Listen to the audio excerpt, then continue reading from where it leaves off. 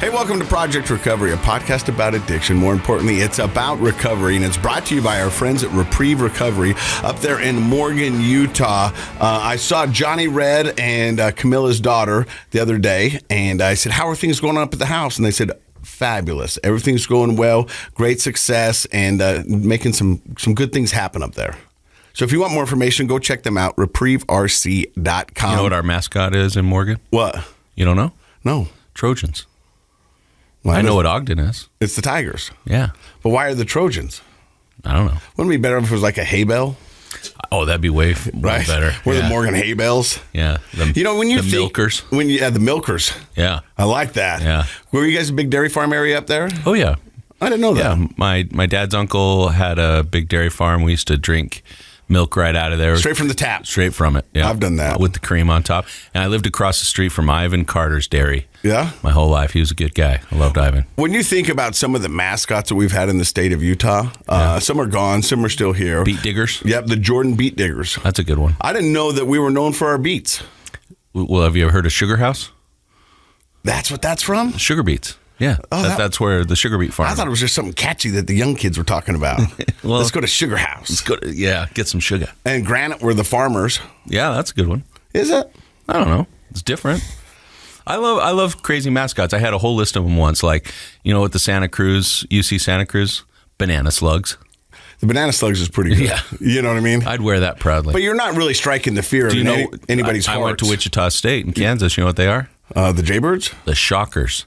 But they're the wheat shockers. And their mascot's an angry bundle of wheat.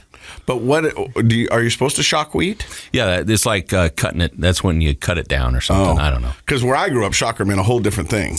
Yeah. Well, Ogden, Kansas, they're not the same. Hey, so I want to tell you something that's really been on my mind. I was very fortunate last week to do 4 events. Like I had 2 events a day.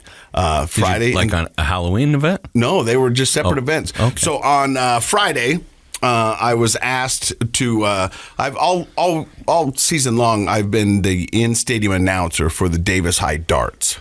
That's football team. Yeah, Yep. And that's another dumb mascot. Yeah, why are they the Darts? You know what? I don't really know. Other than the DD, that sounds kind of cool. But their mascot is the Dart Man. There's a Dart Man? And he's pretty cool. Does he have his own comic book? No, he actually just wears like this chest plate and loincloth. And you throw darts at him? No, and he's a loincloth? Yeah, a loincloth. And he's Okay. pretty fast. And like he danced with the Diettes. Yeah. And he can move. But he's like the best mascot with the best hair. I don't understand that outfit at all. Well, I don't either, but he's the Dart Man. Okay. And so I was doing that. And darts like fast, you're running. Sure. It's not throwing darts. Sure. Okay. You're thinking way more than I have on this. Yeah. But he's the Dart Man. So I've been doing that. And that was just been so rewarding. It's cool because my daughter's on the drill team and I get an announcer coming out there. Yeah. I get to have some fun with the crowd and just kind of do what I like to do and just mess around. Yeah. And so that was cool. And then after that, I jammed right over to the Cat Bash, which is the fundraiser for the Weber State Wildcats. Oh, okay. And so they had it up in their field house, and they bring, auctioneers in and silent auction. They have some cool stuff. And their national drill team and cheer team was there and watched them perform. Cool. And so it was just really cool because everywhere I went, people would talk about, how good I'm doing and how wonderful the podcast is. And, it's cool to be a part of that world and be back in it. Oh, yeah. Yeah. And then on Saturday, I DJ'd a Minky Store white glove event. Ooh, Minky Couture. Oh, yeah. The best blanket in the world. What's a white glove event? Well, it's kind of like... Being from Morgan, I don't get invited to the fancy things. So a white glove event is where they come in and everything is just a little bit nicer. Okay. They've got cookies at the checkout. Okay. They've got guys with white shirts and red ties who will walk your bags to your car for you. It's probably the best sell of the year. Okay. They introduce all the new Christmas prints. I believe I've been there when they did that in the past. Yeah. Yeah. And they introduced some of the new stuff that's coming out. Okay. And so it was cool. So I did that. And then that night, well, in between that, I found time to go to a baby shower. Man, you've been busy. It was crazy. And I ended up at the back of the table with my brothers and my cousin. Don't you miss the days when guys didn't have to go to baby showers? That's what we were talking about. My little brother was like, this sucks. And I go, why? We're supporting our nephew. And he's like, I didn't know boys were supposed to go to baby showers. I go, They didn't back in the day. I said, I think the world's changed. Yeah, we could go golfing. Yeah. Like you'd use that as an excuse. They're like, you're going to the baby shower. Right. I'm going to watch some football. Exactly. We went and played cornhole and had cake pops. Well, that's not too bad. Wasn't too bad. Yeah. And so then after that, I was lucky enough to MC the SOAR benefit. Oh, yeah. And the School of Addiction Recovery. Those guys are the best. You know, Dustin Hawkins and Frank and Cord and all the guys, where we get a lot of our guests from this podcast. Because they do such great work. Amazing work. Yep. And it's kind of like the Fit to Recover vibe up in northern Utah, up in the Davis and Weber County area. Yeah, I love that model. I love it. It's health-based recovery. And they do in-class work, and they take people on adventures. They do a lot of charity work. And so I love it so much in the fact that my young son, Bowden, is actually going there 3 times a week for their Young Buck program. Yeah. Where Explain that. So he goes there, and they work out, and then afterwards they circle up, and they talk about what it takes to be a responsible individual, what it takes to be a person with intent and driven. And it also proves to them that they can do hard things. Yeah, no, I love that. And that's such a impressionable age for guys, you know. Well, I can tell you what they did to my son and his confidence. You know, if we're being honest, and I think we always try to be as honest as we can on this podcast, in my addiction, my oldest daughter, Presley, probably took the brunt of it. She was the oldest, and she was probably more aware of anything. Frankie was right there in the middle. She was a little bit young, but she was also old enough to know something wasn't right. And a lot of times I think my young Frankie feels like she's the forgotten child. Well, she's the middle child, too. Yeah. That's often the case. And I remember, and she says it jokingly, she's got a sense of humor like I do. She goes, you know, Dad, I was there too. Because my oldest daughter, Presley, got all this attention for the letter she wrote. Right. And, you know, she was kind of the face of a lot of things that the letter opened doors for us. Sure. And, you know, Frankie's like, I want to come on the podcast. I go, you can come on. She goes, you know, because I too She's your mini-me, though. Yeah, she goes, I too had an experience. And so we will get her on there. But my son, Bowden, kind of got lost in the shuffle, if I'm being honest, because... Well, and he's kind of a quiet guy. He's quiet, but we got divorced when he was young, so he really didn't know anything different because everything was just new to him. You know, this is what we do. It wasn't like he had one thing and then that was taken away and then this is the new norm. It was just new to him because it was new to us. And so he was always kind of quiet, and he didn't really have like a community, because he bounced back and forth when he was so young that he didn't have friends to go to. He didn't have friends in both neighborhoods. He didn't have that core community. Yeah. And so he was just kind of this loner kid, which he was cool with. Like he's got a big imagination, and yeah. I mean, I'd go in his room, and he would have these stories, you know, drawn out with his action figures all over there, and then he'd walk me through it, and it was a thought out story. It was amazing. It was really cool, but he never really had that interaction with other kids until he started going into school. And then it'd be depending on whether I picked him up or his mom picked him up. So he had never really had anything consistent to where he could go home and be like, this is where I am all the time. Yeah. So always kind of a loner kid, and I mean, very outgoing, and he would talk to anybody and do anything, but he just didn't really care what the masses were doing because he liked what he was doing.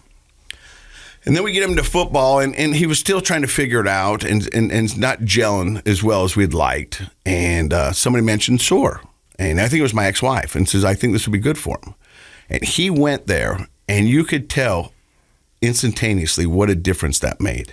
It gave him a chance to do hard things. It gave him a chance to get to know people. It gave him a chance to get outside of his comfort zone and do things. And the thing like it did with me in my recovery, the gym, you can see results pretty instantaneously. I mean, you can see your body change. You can see your attitude change. You can see things that are tangible, and you'd be like, oh, this is working.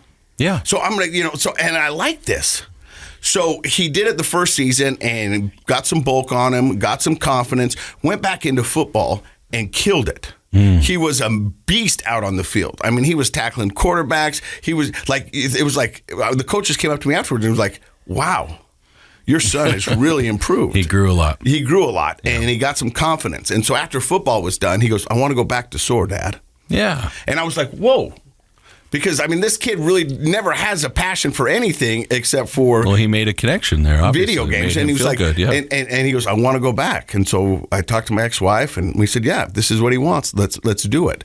And so that's the kind of confidence that SOAR program, the Young Bucks, can do for, people. And That's it's amazing. At a very crucial age for that. But while I was there, Yeah. I ran into a young man with a nice mustache. He's sitting to the right of me. Yeah, you can't miss that mustache. His name is Landon. And Landon, what's your last name? It's Shreeve. And does that last name mean anything to you? Landon Shreeve Yeah. What if I said Brad Shreeve? from Morgan? No. No? He was Brad a Shreeve? guest on this show 3 years ago. So this is the first time we're going to have a father and son. Oh, okay. Yeah. Yeah. Oh, wow. Yeah. All right. So he came up to me and says, I would like to come on the podcast and tell my story. I said, I would love to. He said, you've had my dad. And I was like, yeah, because I saw him at the SOAR event. And so this is kind of unique. That's cool. That, because we say addiction is a family disease. Yeah. And we often talk about how it affects the family.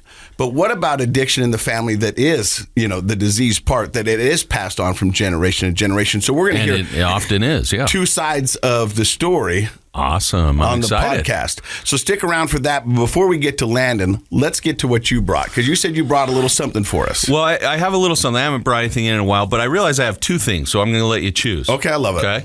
And I want to vote. Landon, you can vote. We can talk about teens and some new research, juicy new research, fresh off the presses of what happens to their brains when they smoke the weed. Yeah. Or- Nobody calls it the weed. I'm just telling you now. Are you sure? I'm pretty sure. I just called it. Nobody the goes like, hey, man, do you got the weed? They don't say that. My grandma used to say, my grandson goes to the BYU. Oh, I did. I went to the BYU. All right. So we can talk about the weed and the teens and their brains. Yeah. Or I can tell you a story, because I think I've admitted you love to gamble. Yeah. I don't like to gamble. Makes me anxious. Don't like it. I've hardly ever done it. But I went down to Vegas this last weekend to see The Tears for Fears. Yeah. With some friends, and I gambled, and I beat Vegas. I could tell you that story if you want to hear it. Well, everybody wants a winning story. Yeah. How did you beat Vegas? Okay, so here's the story. So we're down there, and my good buddy Matt Mateus, we highlighted his video about performance anxiety. I met him at your wedding. Ago, and he performed at our wedding, and so he was going to play the roulette. Yeah. Yeah. And I was like, the numbers, if you will. Yeah, and I know basically how that works, and you just have to put chips down on the table. Well, right? it's more than that. You can pick quadrants, you can pick red, you can pick black, you can pick green, or you can pick an individual number, or you can pick a group of numbers. Yeah, and it's the only real casino game I've ever played. I did it like 20 years ago. I put $20 on red. It was red. I got $20 extra and I left. Well, That's won. what I did. You beat Vegas then too. Yeah, I beat Vegas. It was a casino somewhere else. But yeah, I beat the casino then. Now I'm in Vegas big time. Oh, yeah. Right? And we're at a real casino. I don't remember the name right now. But we're at, the one with the sphere. Okay, the sphere. That one, yeah. Yeah, well, it's the Venetian. The Venetian? Okay. Yeah. We were there, and he wanted to play. So I I'll be fun. Yeah. I'll be fun. I didn't have any money on me. So I turned to my wife, because now I'm married, Yeah. Her And I money said, is our money. Yeah. And I said, hey, do you have any sawbucks? Yeah. And so she said, yeah. She gave me $40. And I quickly lost it. Quickly. Yeah. No, like within just a few turns. Yeah. And I didn't get anything. Yeah, I lost it all. So you went to the one machine where most people can win. Yeah, that was the ATM. Yeah. And so I had that moment where I'm like, okay, it's only $40. Yeah. Right? I don't want to be that guy. No. That's going to lose more than $40. No. Right? Yeah. But I did. So I went over to the ATM and I got $100 out. Ooh. But here's the kicker. Yeah. It cost me $9 to get that $100. That's pretty Service steep. fee, yeah. I mean, it's Vegas, right? Well, they're going to get you on both sides. Your bank's going to charge and they're going to charge. And Everybody charged me. they don't build those casinos by giving away money. Exactly. So I went back to the table and I started putting the chips down, and I started doing the smart thing, like the quadrants and all of that. Yeah. Quickly lost most of that, right? Yeah. So I'm down to just a little bit. Yeah. But I put, I think, $40, $50, something like that, and I split the greens. Ooh. The 00 and the 0. Yeah. And it hit green 0. Ooh. Ka-ching. How much does that pay? I don't really remember, but Yeah. I did get $110 back. Yeah. So if you do the math, $151. That's what I won. Or 150. Yeah. Anyway, so you're either up 10 or 11 bucks. When you do that, no, it was less than that. So when I do the math, I had to pay my wife back 40. So I did that right away. Yeah. Then I won a little, and then I would hit the big thing because I won a little, paid her back. Then because you got to keep the relationship. Oh, sure, yeah. And then in the end, when you do all the math, I was up $1 because of that 9. I got the 10, and it was $9 ATM fee. Oh, yeah. And then I walked away. So I walked away $1 richer in Vegas. They'll probably be able to rebuild, but I don't know. Well, I will say this: it was no fun. You didn't have any fun? No, it was so stressful. It was so. I'm not really an anxious person, but there are certain things that cause me anxiety, and that's one of them. So once I was up $1, I was out. So here, because I do like to gamble. Yeah, I know. I don't know how you do that. But my thing is that I'm not gambling to get rich. Right. I'm gambling for entertainment. Yes, it's not entertaining to me. And to me, it is. It was kind of. I have to admit that. I shouldn't say it. Because I don't get a drink and I don't get to do these things. Yeah. And so then, like when we go on these golf trips, we'll end up at a casino. Yeah. I can partake with the group in that. If not, they end up sitting around a fire, drinking beer, smoking cigars, and the conversation just goes nowhere. And I go, I'm out. So it's an activity. It's an activity for me. Yeah. You know what I mean? And it's just a way to entertain myself. Do you usually win? I think so. I mean, I would like to say I think I do. Okay. Yeah. I mean, but you can't. What's your game? I like 3-card poker and I like Texas Hold'em. Yeah, see, that's all. And blackjack. That's way too stressful. I don't really like roulette. Really? No. All you have to do is, you put the things down. But here's the thing about roulette. Yeah. It's a quick game. Yeah. And you know what I mean? And so, I think we had fun as a group. But I like games that will stretch the night out. That I can do for a while. Yeah. Because then if my stepson just got back from Wendover and I go, how did you do? He goes, well, I think I lost $100. I go, you broke even. Because you would have spent $100 going out with your friends doing this other stuff. So if you look at that, it was probably that's the most boy math. That's math I've ever heard. Yeah, it's boy math. No, it's not it's boy like math. Girl math. Well, it's like boy math. It's boy math. Yeah. So what can the weed do to our young teens? Oh, you're curious about that too? Well, why not? It makes your brain thinner. It thins your cerebral cortex and reduces the synapses and the connections between growing brains. They did a study on teenagers and boys specifically. Teen boys were in this study. And teen boys who are regular cannabis users with THC. THC being the active component that they believe causes the brain thinning. So if you'd like to have a thinner brain, they've figured out a way to have you have a thinner brain. Most parents, and I would hope most teenagers, would not choose that option, but they are choosing it every day when they smoke weed. But often when we were kids, people would say, well, he's just thick-headed. Well, you can fix that now. Yeah. by being thin-headed.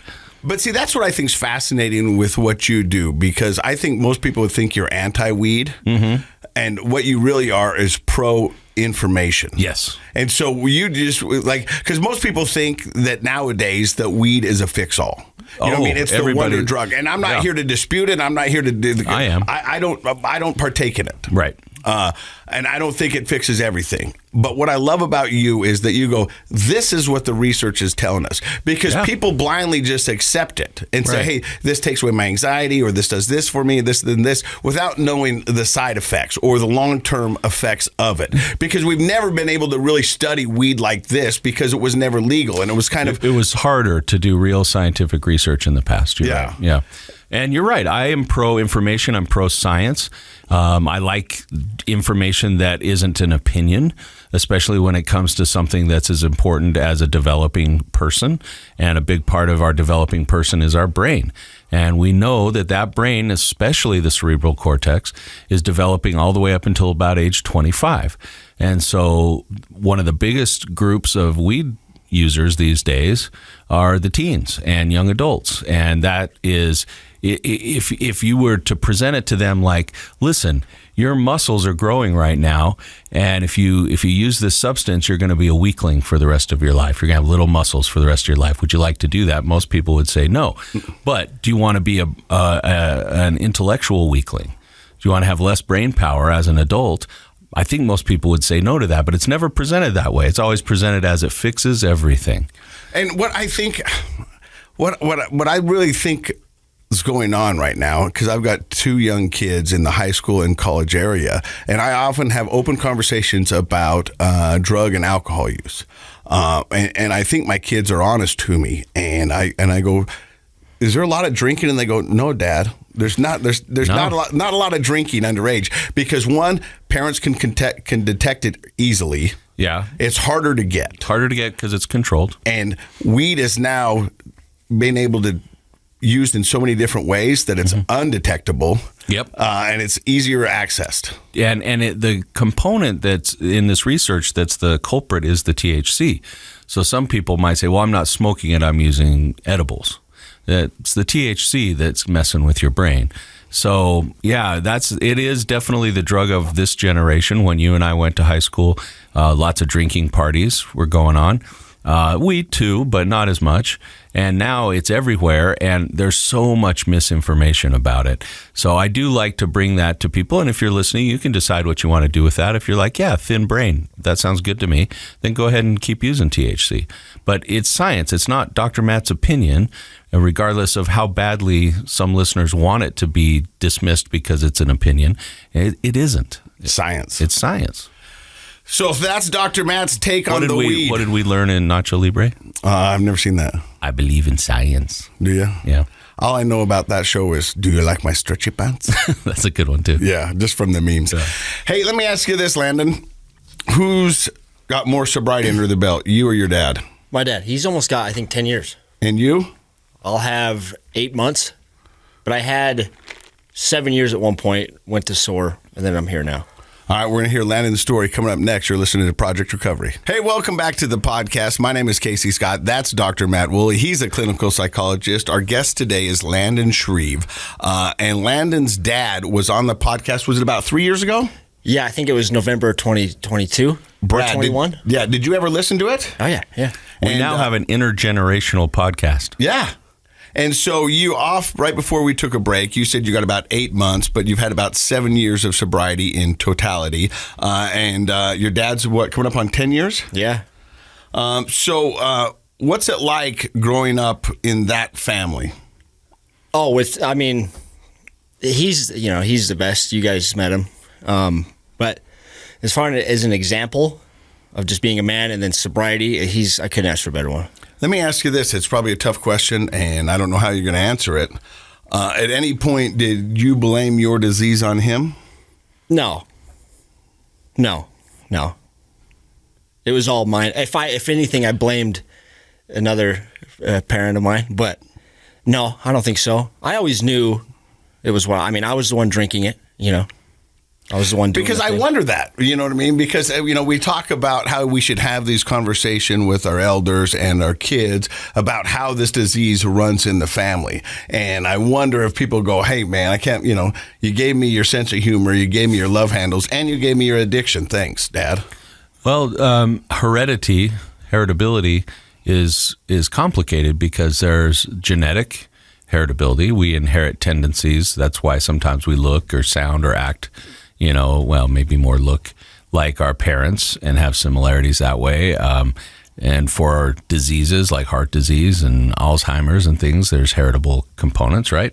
But there's also the learned behavior, what we observe. And sometimes it's hard to tease the two apart because we've been learning by example of, our family's sarcastic or our family loves sports or our family, and that's just because you've learned and followed the example of your parents. So it kind of makes sense that if you have a parent with an addiction, that they can't really help but model some of that behavior. And modeling doesn't mean you're going to necessarily repeat that. Like some kids, I think yours, are more on the other track of saying, I don't really want anything to do with that. I've seen that other side of the coin, and I don't want that. But is there a biological genetic component? I don't know. we live in the state of Utah, which is interesting genetically because if you think about the origins of the state of Utah, we had a bunch of small groups of folks from Europe and other places come here with the LDS Church in the early days, and they were isolated to a degree for a long time, and so we have an interesting genetic pool that's changing, obviously, but here in the state of Utah, but because of the tenets of the church to not participate in alcohol and things like that, a lot of people don't know if they have a biological tendency towards addiction because they're not using. So sometimes when people who come from generations of abstainers and then they start using, they don't realize that they're at high risk. So it's interesting to study that. What's your experience with that in your family, Landon? With my family? Yeah, as far as what did you observe growing up and what was kind of your family culture? What was modeled to you? I never saw my parents drunk. My dad would drink beer, mowing the lawn, normal stuff. It was normal to me. Yeah. But they both would party and stuff. And I remember being I remember being little, and I've always been very sensitive, but I could tell when my mother was inebriated or drunk. And I remember it made me really mad and scared and weird and just felt really weird. I remember those feelings very specifically, and I'm sure I had it with my dad too. But you said party. Tell me, what were you observing when they partied? Just get-togethers. I was so young, but just friends over. Nothing But did that look like fun? Looking back through my memory now, yeah. But when I was a kid, it was scary. It was unfamiliar because their energy would shift, and something in me didn't like that. Something in me felt unsafe and, didn't like it. Okay. So now are you an only child? I have a half brother. We have the same mom. And did you guys grow up together? We grew up together until we were 12, and then I moved with my dad, and he stayed with my mom. Do you remember the first time you tried drugs or alcohol? Yeah. Yeah. Tell me about it. I remember up camping at Hiram. I remember I snuck a Bud Light, and I hid it under my sleeping bag, and me and my buddy Steven split it. And that's what's crazy. Back then, 6 ounces of beer, I got a little buzz, went skateboarded. It was awesome. And there's a couple other little moments like that. But do you remember how it felt and what it did to you? Yeah, there's a more vivid one. I remember I was at my mom's apartment, and for some reason I had a Mountain Dew, and for some reason I remember there was lemon Smirnoff in the freezer. And I was like, yeah, I should mix that, and then just, I don't know, probably 3 or 4 ounces in the Mountain Dew bottle. Drank it. Didn't like it, but drank all of it. Didn't want to waste it. And then went and skateboarded. And I remember feeling calm, mellow, having a good time, Because I think the environment I grew up in just wired me to be high-strung. Very high-strung. Now, Dr. Matt's going to say the environment you grew up in, or do you feel like you were always maybe a little high-strung? Yeah, is that two different things? Yes and no. Feeling high-strung is maybe another way of describing anxiousness, and that anxiety can certainly come. The basis of anxiety is often inherited, and then if you have that running in your family, you often have sort of a tense family situation. So, they can be different things, but they often coexist where you have anxious people living in stressful situations. Yeah. And that's what you felt like you grew up in? Yeah, I feel like it was a lot of emotions for my parents. I was very aware of, you knew if they had a bad day. Again, I don't want to despair, but just I could just tell if something was wrong. The second, say my dad, when he would walk through the door, if he wasn't singing or doing something like that, I knew it was I got to get out of here. And then same with my mom, very, very intense. So it was just like threat analysis, always scared. And kids, man, I hear this a lot, where kids get to be little radar machines, you can just tell by the way your dad walks, the sound of his footsteps, or how how your mom moves things around in the kitchen. You can, kids because it is threat analysis, it is safety check. And kids will often be like, oh, that sounds different, makes me feel uncomfortable, I'm going to split. Yeah. So when did the bottle of Mountain Dew and lemon Smirnoff turn into a little bit more? Well, it took a while. I remember that day, moms are moms and they know. I remember her walking in on the phone, sitting on the couch. She went right to the freezer, looked at I don't know how or what happened. Right to the bottle, knew I had taken some. I think she was checking to see if my brother had taken any. But It was you. Yeah, I'm not a good liar. She asked me, and I was like, yeah, I did. Sorry, You know how I got busted? How? Vodka doesn't freeze. We'd poured out vodka and put water in it. Yeah. And my dad says, who's been drinking my vodka? And we're like, none of us. And he's like, really? And he pulls the bottle out of the freezer and puts it in. He goes, let me tell you something, kids. Vodka doesn't freeze. And it was just a thick ice thing. And so, we weren't very smart either. No. And then I think I started smoking a lot of weed well before I started drinking a lot. Why? I was thinking about this morning. I remember vividly listening to Pink Floyd. I was like 14, and I remember listening to it stoned one day. I was walking again to my buddy Steven's house, and was like, "This is the best thing ever." I remember what song, I remember what tree I was looking at, and I remember thinking, "I'm gonna smoke weed all the time," because I love music. I've always loved music. That's talk about things inherited, but yeah, I remember that vividly. Like, yeah, I'm doing this all the time. So, Dr. Matt, what does that do to a young person's brain when they have like that? I mean, I'm not saying Pink Floyd and I'm not saying weed. I'm talking about all of it. Like, because what he has just kind of presented to us was, oh, this is my aha moment. I mean, this my world is right. If I've got weed, I've got Pink Floyd, and I've got sunshine, I'm okay. Yeah, well, I mean, there are different ways to approach answering that. We'll stay away from the neurology because we talked about that a little bit earlier. It disrupts your brain development and all sorts of things. All bets are off at that point, what you're going to end up with brain-wise when you're an adult. But what I think you're really getting at here is here's a little guy, little Landon, living in kind of a stressful situation. We have divorced parents who sometimes are happy, sometimes are intense. Life's kind of stressful, high strung, as you said, your words. And now you've found ways to escape that. And nobody blames anybody for wanting to be away from that, especially when you're a kid. We kind of think of childhood idyllically as like this peaceful time where you can learn and grow and make friendships, but so often it's not. Maybe most of the time for kids it's not. It's a challenge.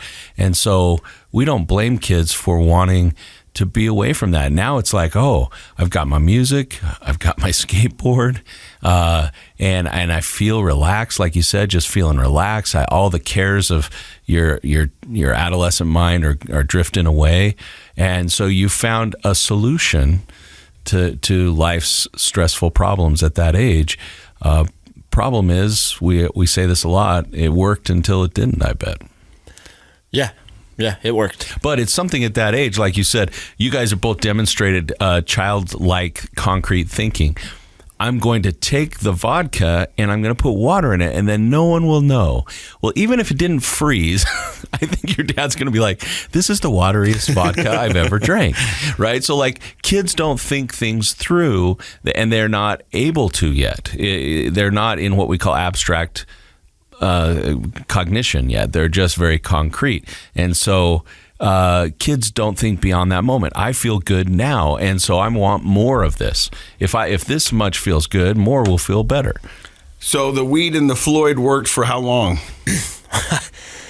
Well, I quit when I went to ACT when I was 23. I stopped everything, but I started having panic attacks.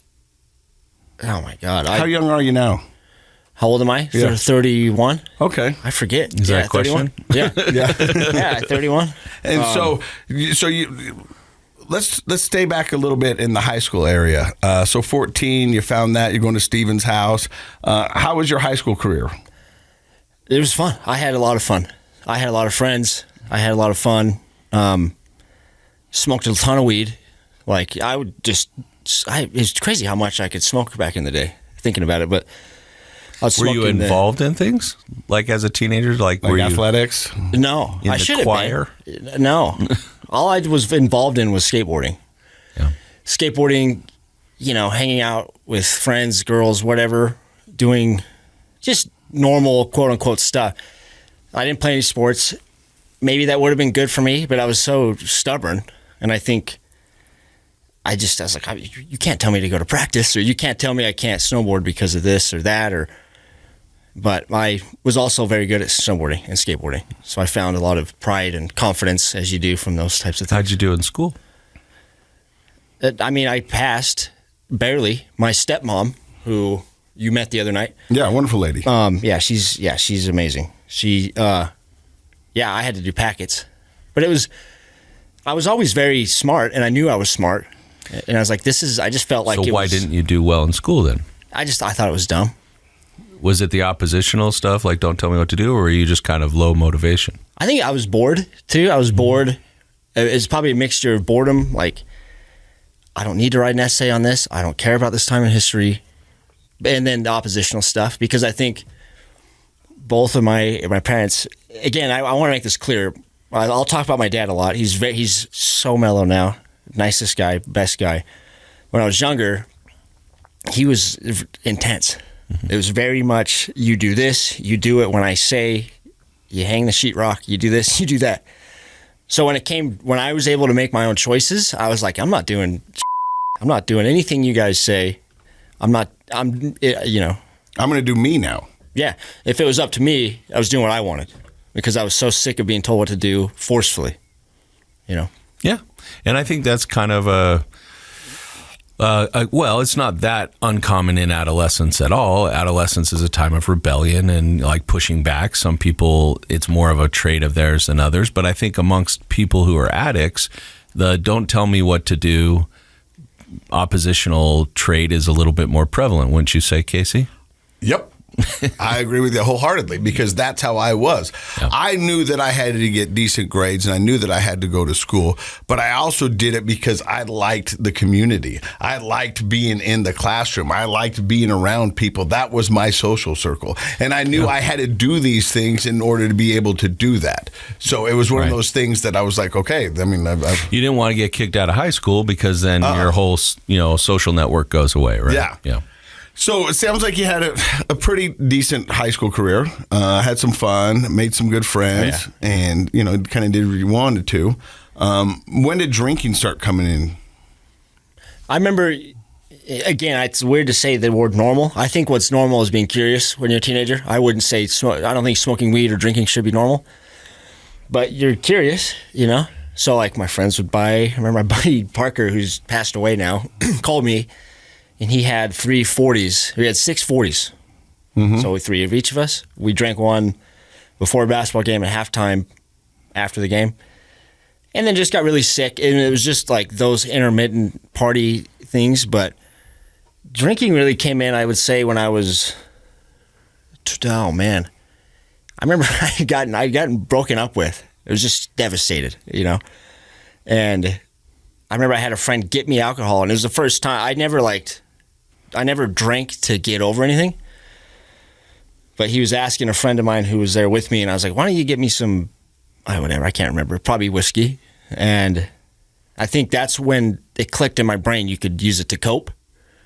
Because up until that, it was always to kind of just celebrate or escape. Yeah. But this time you were using it for a different thing, and that was to get over something. Yeah, I was way more sad than I should have been, but it was just bummed out. That's a big deal when you're a teen, though, right? Yeah, I was devastated. We look back on it and we sort of laugh at ourselves a little bit, like, oh, wow, why did I let that girl make me feel so bad? But when you're that age, that's your first time feeling those feelings. And I have those conversations with my ex-wife about my kids, and because parents will always go, listen, in the big scheme of things, this isn't that big a deal. And I go, but to them, this is everything. It is their everything. To them, this is their whole world. Right. And we know, because we've got experience on our side, and we know that there's going to be other heartbreaks, and there's going to be other things that come. They're going to be a lot worse than this. Oh, yeah. But them, they don't know that. They don't. Yeah. And you telling them that does not help. No, it confuses and frustrates them. Yeah. Because to them, this is everything. Yeah. So that breakup was huge for you and was a trauma. Yeah. But I want to point out, like, Landon, like, that's a big deal, because what you learned was I don't have to feel feelings if I can throw some whiskey on it. Yeah. And that Morgan Wallen's made a whole career about that.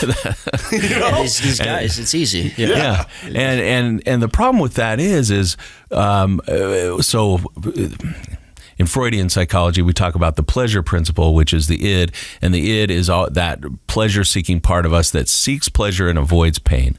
And that is a very human experience. I don't want to feel bad. I've never woken up in my day ever in 52 years and said, I'd really like to feel bad today. I'd like to have a hard day. I'd like to feel bad. Give me everything you got. Right. I've never said that. Never thought it. I don't think I ever will. I've always said the other. I'd really like to have a good day today. Right. Like I'd like to feel great. Yeah. And so that's hardwired into us. And we seek things that take away the pain and increase the pleasure. And at a young age, when you learn alcohol or weed or some other substance takes away my pain, ooh, that's a like you're super gluing that lesson into your life. It's really hard to tease it out. In terms kids would know today, it's a life hack. You go. That they think it's a life hack. I have figured out a way to game the system. Yeah. If I get this, then I can take this, and I don't have to feel this. Right. And so whiskey kind of helped you. Yeah. I think what too is, I think going back to what we were talking about in my childhood, a lot of emotions flying around. What I had to do to cope as a kid was, develop like a strong sense of intuition as to how people are feeling, and that doesn't go away. I'm still very much empathetic to a fault at times, where it's hard for me not to absorb what's going on around me. And everybody's, we all have those, but I think I was also soothing that, because I very much care about people I care about. I care about things very strongly. And sometimes it's a lot to deal with, and I think I was just coping with everything. I just wanted to mellow everything out because I've always had a lot of energy, a lot of feelings, but I was just looking for a way to just kind of just chill out. So you find whiskey, and does drinking become something you do on the regular? Yeah, I mean, more days a week than not. I think, I'm trying to think of what was going on. Yeah, I was going to Weber State. I was working at the ice rink. And yeah, I'd work the concession stand, and I'd mix a little vodka in your Dr. Pepper, no big deal, And again, it was fun. I'm not going to sit here and tell you it wasn't. It was fun, but I didn't realize what was growing. I didn't realize what foundations were being built for later on. Had a good time. And then my dad goes into treatment, as you guys have heard, and maybe some of the people listening will hear about. And we'll also put his episode back in the list of episodes, so you can go back and hear his as well. So yeah, he went in, and it was, I don't know, looking back, I don't know how much I processed it. I think I chose to kind of be like, I was scared. I think I don't think I felt mad. Were you worried about your dad? Did you think that he had a problem? Well, Ashley and I thought he was losing his mind. We thought he was like early onset, dementia or something. We thought he was losing it. We had we talked about it. We had a plan. But he was just drunk and high. It's like, we thought he was losing his mind. Yeah. Well, he was. He was losing it for sure. And so he decides to get help, and you say you don't really process it. Yeah, I think I didn't know how to, and I think I was really upset that he had lied to Ashley, because you just don't lie to people, So I think I was upset at that. I could tell how mad she was, and Ashley, I don't think I can respect a person more. So I was upset with that, but I didn't realize the grasp of what had taken place, and she was smart enough and considerate enough not to tell me the full scope of everything. I remember she sat me down and she said, your dad is, we don't know where your dad is right now. I found out today he's been drinking and doing drugs a lot, and just kind of laid it on me. If I can remember back to his story, it ended in a wreck, didn't it? Yeah, it did. He drove his truck onto someone's yard, almost went over a retaining wall. I remember that. Yeah. And so you're finding out all of this, and she's sitting you down. You're filling up Dr. Pepper with vodka while working. Yeah. And so you say in your own words that you really didn't process it. But Dr. Matt will tell you if you don't process information, it's going to build, it's fester, and eventually it's going to catch up to you. Yeah. And so did that catch up to you? Oh, yeah, dude. Yeah. I remember being upset that he wasn't around. I was dating a girl at the time I wanted him to meet. But I was like, you moron, you're in rehab? What? Like, I didn't understand. And, yeah, I remember... It's interesting to look back. I haven't thought about this in a while, but I just didn't process it. I just occupied myself. Did you put 2 and 2 together? Like, I'm drinking on the job, and my dad's in rehab. Like, did you make that connection at all? Like, did that make you worried at all? No. Yeah. No. Other Isn't people it weird did. how you can compartmentalize that? You know what I mean? You're drinking like, oh, my dad's got a problem, man. But Wow. I'll tell you, what's crazy as this sounds, Yeah. I But that's- counseled people who were drinking while I was drunk. You know what I mean? I believe it. You know, thinking like I was helping them. Yeah, and just so you know, Landon, I'm not teasing you.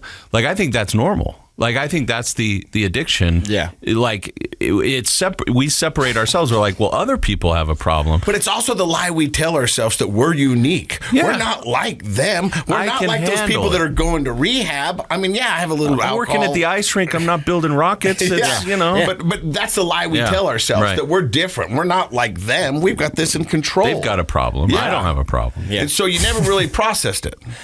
No, I didn't. Other people around me did. I remember I was in a relationship, and she was very, very nice and she was a lot more cognizant than I was, because she'd be like, why do you need to drink 10 ounces of wild turkey on a Tuesday?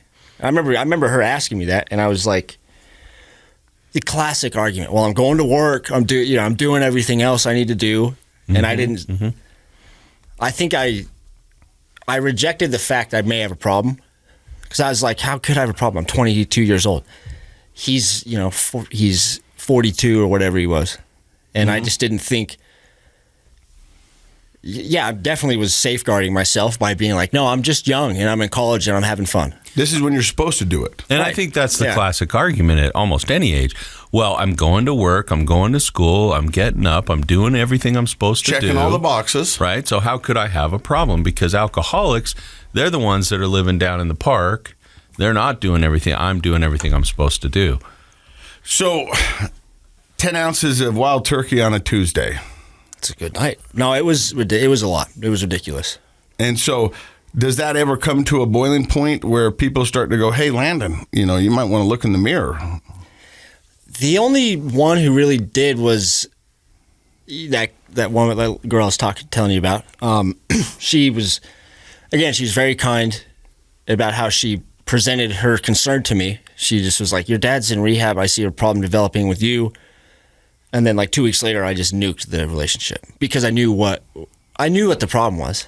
But I just self-destructed it, as you do. And I think as an addict, it's easier if I break up with you, because then I don't have to address my own stuff. If you break up with me, then I got to tell everybody you broke up with me because you think I'm drinking too much and you're a nag. If I break up with you, I can control the narrative and say, it just wasn't Call working. it a preemptive strike. Yep. Take them out before they take you out. Yeah. And so you nuke the relationship. Yeah. And what does that do to you? Oh, it's horrible. It sucked. I mean, it was like there was 2 weeks where I was like, I'm single again. Just dumb. Got that new car smell, going out, having some fun, Yeah. seeing what you can do. But that's all an illusion. But it sucked. Once I realized what I had done, it just went. And I can tell the way you're talking about her is she was a sweet person. She was a good person. Yeah, it's the first time you really care about somebody, Yeah. But you don't again, it's the classic thing. You don't realize what is there until it's gone. gone. And I hate to say that, but it's true. It is true. So after 2 weeks, does the drinking turn up? Oh yeah, dude. I got fired from my job because of drinking. I was working with teenagers at the time. Again, you go on about having a problem and then counseling, but I was working with teenagers at Waypoint Academy, loved the job, was good at the job, cared greatly for the kids, showed up. But then when I started drinking a lot, I'd have to go to work until 4. So what am I going to do all day? I had a pool where I lived. I'd drink 6 to 10 beers, cook ribs, go to work. Saturdays, I'd show up incredibly hungover, completely ineffective, and then got fired. So I got fired. lonely, sad. I'm just in a full pity party. So I just start drinking. This is when I started drinking like a fifth a day, like a fifth of Wild Turkey or Old Forester or Ancient Age, depending on how much money I had at the time, And you see that lesson you learned as a kid when you first got broken up with, that I can, numb out my feelings. Now we're going full pro mode on, like, you're numbing everything out, and the feelings are getting bigger and the problems are getting bigger and more widespread, the work, the girlfriend. And so the response is getting bigger. Well, and this is where addiction shows you her true cards, where, hey, I was helping you, but now you realize, no, you've been hurting me. Yeah. You haven't been fixing everything. You've actually been making everything worse. Yeah. And in an addict brain, they were like, well, what do I do now? Well, now I'm addicted. I can't stop, and I don't know what to do. So you become in this vicious cycle. Yeah. Yeah. And I had a good deal of pride in myself. I think people should be proud of themselves. And I just knew I was just a loser. That's how I felt. That's how I was acting. Everything I was doing was not good. I wasn't doing anything good for myself. I wasn't showing up for people around me. I wasn't taking care of myself. So in my mind, I'm telling myself, in effect, in reality, you're a loser. You're worthless. And at the time, I would argue I was. I'm not going to sit here and be like, well, it's the addict. No, I was doing those things.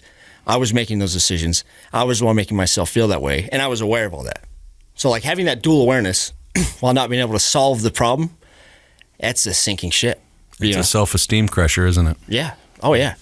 So at some point, does this come to a point where you attempt sobriety for the first time? No. It gets worse. It gets worse, dude. Yeah. Oh, yeah. Tell me. It gets worse. I remember... you moved around. I got kicked out. I was living in an apartment. I'm laughing just how crazy. One night I came home and I couldn't get my key in the door to unlock it. I was drunk. It was wintertime. I had some nice boots on. I remember thinking I had boots on, and then just full on kicked the door in. Door falls to the ground. My roommates are sitting on the couch. I could have just knocked. And they were like, next day, they're like, dude, you're crazy. You got to get out of here. So move into another house, and still, I'm waking up. This is when I start waking up and drinking. And again, it's that dual awareness that of being a loser, but also having an insane sense of self-will and being driven. So I was like, I can drink all day, and I can manage this with my mind and make it work. And yeah, just was drinking all day. Got kicked out of this house. I ended up living. This is like this moment. I remember I ended up living somewhere where I wouldn't even enter. Years past. I remember it was my friend's house, and we'd go over there sometimes. He lived right across the street from Weber State, and they've demolished the house. Thank God, it's cursed, bad grounds. But I wouldn't go in the basement. I remember one night specifically going over there, and he's like, "Oh, you can sleep in the basement on the couch," and I chose to sleep in the dirt in the yard. I was like, I'm not going down there. I was all drunk, but something in my spirit or whatever was like, this is bad. You do not go in there, And then sure enough, a year later, I'm living in there, sleeping there. It gives weird feelings even thinking about it. It was just dark. And then I move in there, and then it just so depressed, thought about killing myself, wanted to, yeah, at the time, I wanted to just do myself in. I was like, dude, you're a piece of, you're just bad. You're awful. Everything would be better without you. You suck. You have all these gifts. You're squandering them. You're choosing to drink every day. You're a loser. All that talk. So, yeah, it got worse. Yeah. But eventually it comes to a boiling point. Yeah, it comes to a boiling point. I remember, I had... no run-ins of the law? No, dude, no.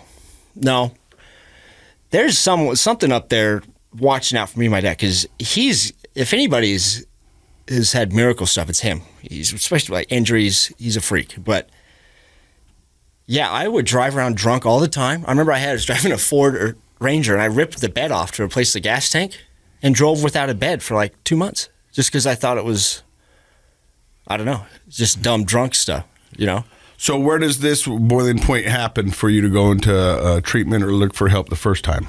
I remember I ended up calling my brother, full on meltdown. I'm going to kill myself, blah, blah, blah, freaking out. I'm had enough. I'm, just full on freak out. And he comes to get me. Whole family comes together. And then I was like, hey, I'll stop drinking. I didn't. But was that their plan? Was for you to stop drinking, or were they offering help in another way? They were nudging me to go to go to the same thing that my dad had done. I think it was 2 years at this point, year and a half, 2 years. But I just was like, I just wasn't ready to stop. And so you said, I'll stop drinking. Yeah. But you didn't. And then like 2 weeks later, same thing, another meltdown.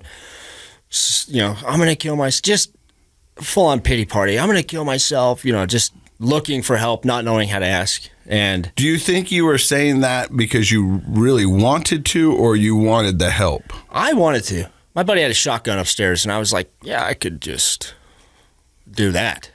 That's crazy to think about and say, but yeah. Yeah. That's where I was at. So the second time the family comes together, what's their plan this time? They brought me to an ER. I did a psych eval with this psychiatrist, which was I passed that with flying colors, And she was like, yeah, I think he just needs to tone the drinking down. I remember her saying that. And I remember in the back of my mind, I said, I still have like half a gallon of Ancient Age in my freezer, going home. And this, again,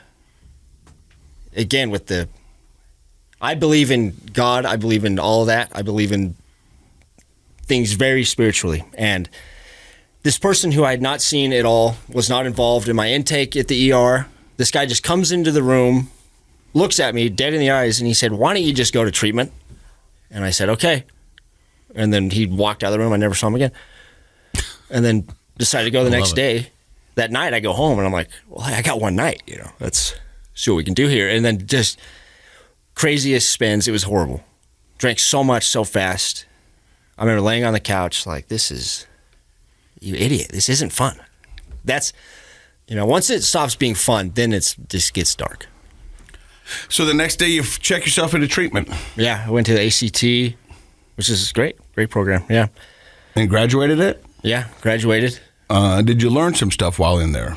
Or do you think you were just trying to sober up? No. Because there's a difference. There's people that go in there just to sober up.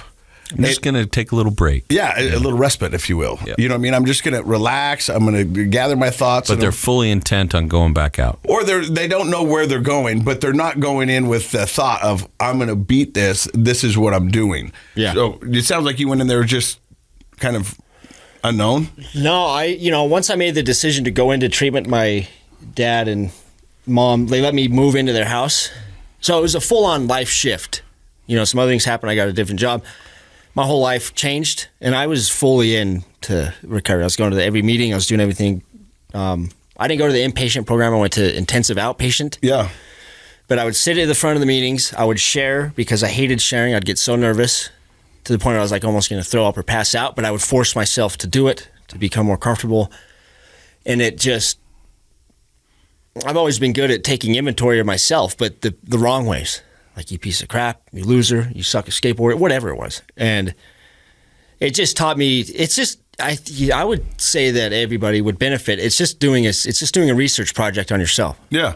And so what did you think about the recovery community that you became a part of? Did you like it? I did like it. It's a very honest thing. And again, going back to that, feeling people's energies and being able to read people, everybody, it's just, you don't really find a more honest place where you can say whatever you're feeling, you feel accepted, very safe. Judgment free. Yeah, it's safe. And that's what we all, at the end of the day, want, to be ourselves without fear of hearing about it in a negative way. So that went good for a while because when you first sat down on the podcast, you said you got about 8 months of sobriety. Yeah. So you kept that going for what? It's about 7 years. And then you stop going to meetings. It's the classic thing, stop going to meetings.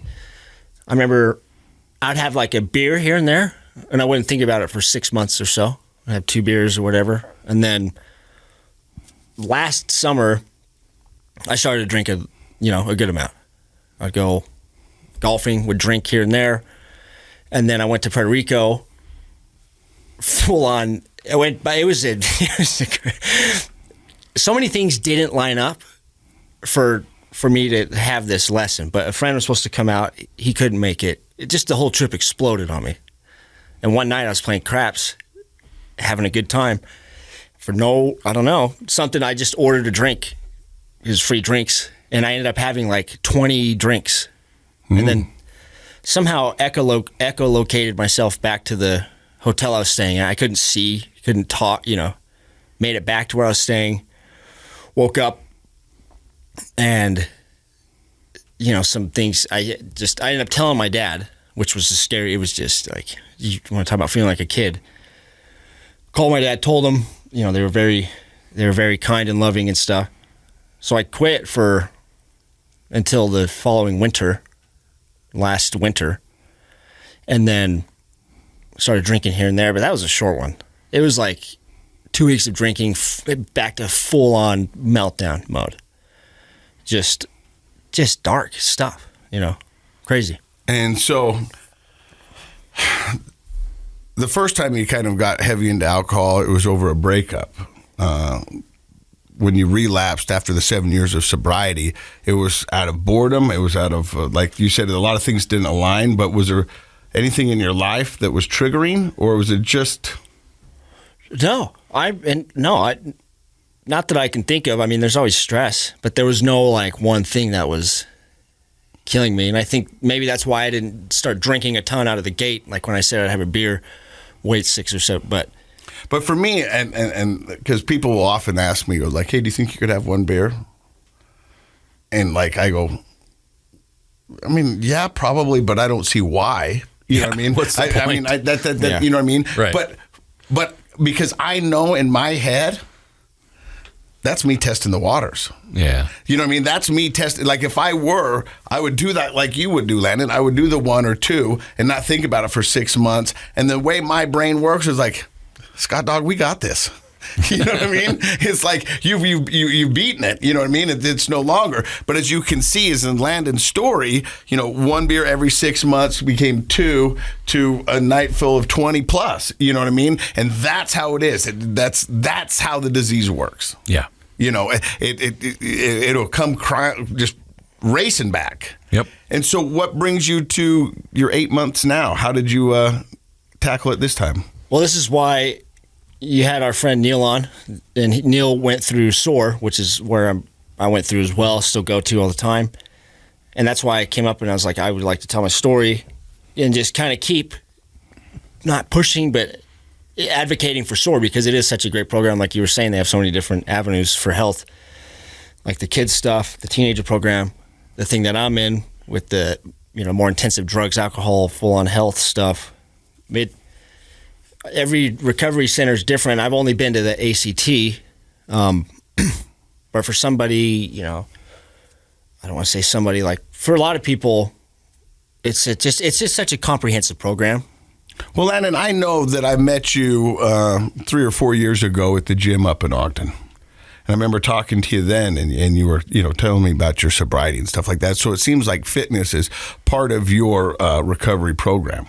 And it's such a big part of the SOAR.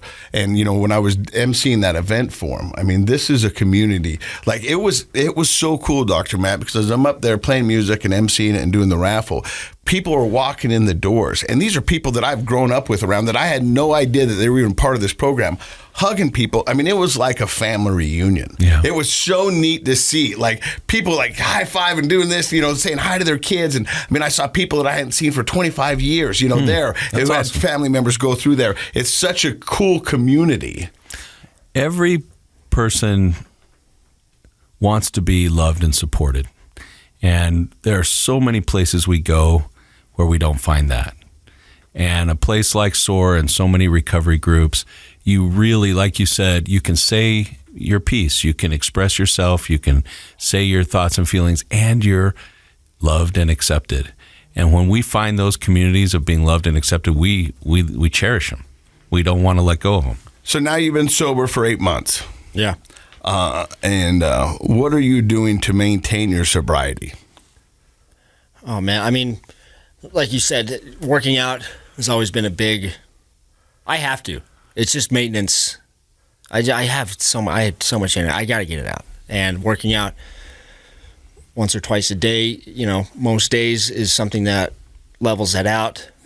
And it's so good for so many reasons. We don't need to go into all that, but I think just remembering how quickly, and I think too, now I've realized the gifts, like I've come to a full realization of like how lucky I am with so many different things. And gosh, you see people who, were born with certain disabilities or they don't have X, Y, or Z, and it just kills you to think I'm destroying myself when I've got, things that people would die for. So it's just realizing those things and then actually making an honest effort to really help other people. Because I've always... Service. Yeah, service, but I've always loved making people laugh or helping people or showing up for people, making people feel heard or comfortable or, because I know what it's like to not feel those things or not receive those things. So I think subconsciously you just try to make up for a deficit that you feel. So I think it just, I don't know, man, it's just been really good. Like you were talking about Frank. Frank's just an amazing guy. Dustin, everybody over there, Neil, all of them. They just have created such a good program, like a family, like you were saying. Mm-hmm. And again, it's safe, but you don't, like you were saying, Matt, people don't find that often, but I think oftentimes people aren't really honest with themselves, no matter if they're an addict or not. So they tend to hang out with people that they think they should be hanging out with, or they hang out with people who, these are, whatever the reasons are. The cool kids. Exactly. Yeah. So you're not going to find that genuine connection unless you're being genuine with yourself. That's and so true. With them. How is the relationship with you and your dad now? Oh man, it's good. He's the best. I love him so much. He's like best friend. I talk to him all the time. We'll send each other movie quotes or just dumb stuff all the time, music. Yeah, him and my stepmom both, they're just, I couldn't ask for two better people and examples of just resiliency and working together, and two people that love each other, seeing that example of just how strong love is, if it's a real connection, and seeing that and seeing it work out and seeing two people who love each other work through their problems, that tends to become something that you value yourself and want, So I can't say enough. I love it. Dr. Matt, what do you think about Landon's story? Well, first of all, just thank you so much for coming on and being genuine yourself and sharing your story. That's never lost on me how hard that is for people to do, but how helpful it is for people to listen to. One thing that I guess stands out to me is how important taking care of our self is, and I mean that more in like the spiritual, our spirit. And I don't necessarily mean that in a religious way, just like every person has a personality or a self or a spirit, and we can grow that through things like you're talking about practicing gratitude, service, recognizing our talents, setting and achieving goals. Exercise. Those things make us feel good about ourselves. Sometimes we use the term self-esteem or confidence, like you were talking about Bowden, your son, and how much SOAR has been helpful for him at his young age for that. And then we see the flip side, where a person gets to the point where they run themselves down. Negative talk. Negative self-talk. We call them NATs, negative automatic thoughts. I'm a loser. I suck. Why can't I do this? I'm choosing alcohol. I'm throwing things away. The world would be better without me. And then suicide starts coming in, because that's the ultimate escape. If I really am a piece of garbage, why am I even here? People would probably be better if I'm not around. And those kinds of thoughts, we run ourselves down. We crush and destroy that spirit that we have of goodness. And the reality is that is one of the most destructive side effects of an addiction that I can think of, is because you feel out of control and you tear yourself down day in and day out. And so I love the fact that you were able to get out of that, and that I hope it seems like you're feeling much better about the person that you are. Like you said, you like to show up for people, you like to make people feel good, and you have, you're feeling worthy, it seems like, of your connection with your dad and your stepmom, these really good people who are modeling wonderful things, how life can be.